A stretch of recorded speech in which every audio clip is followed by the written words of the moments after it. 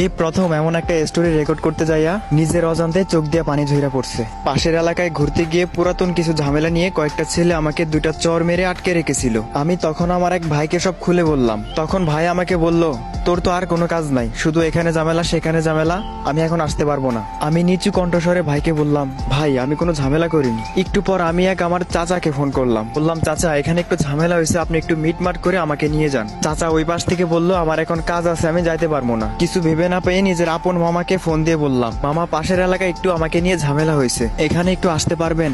মামা মনে হয় কথাটা শুনে অনেকটা ভয় পেল। তারপর আমাকে বলল, তুমি তো জানোই আমি ঝামেলা টামেলা কম বুঝি, তুমি বরং তোমার বাবাকেই ফোন দাও, ভালো হবে। আমি নিচু গলায় বললাম, বাবাকে বলা গেলে এতক্ষণ আমি আপনাকে ফোন দিতাম না। আমি ততক্ষণে যা বাজার বুঝে গেছিলাম, চেয়েছিলাম বিষয়টা মীমাংসা হোক, তাই এতক্ষণ আত্মীয়দেরকে ফোন দিছিলাম।